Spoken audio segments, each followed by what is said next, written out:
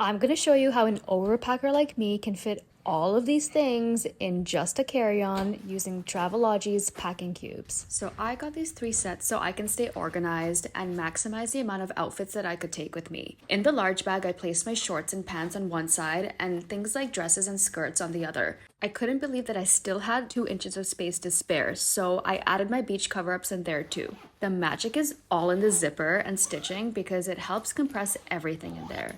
Like everything. One of Travelodgy's best features in my opinion is that it's water resistant, so even if you're outdoors, you're covered. In my medium-sized bag, I put my tops on one side and bathing suits and flip-flops on the other. My small bag fit all my underwear, bras, socks on one side, and I was seriously amazed when I could fit a sweater and 2 shoes on the other side. Another really cool thing is that the material is made out of what tents are made out of, so I'm glad I don't have to worry about scratches or tears. I would have otherwise carried a checked bag, but this has literally changed my travel game. To all the overpackers out there, this is proof that you can still carry everything you need while traveling light. Seriously, go grab yours, it is totally worth it.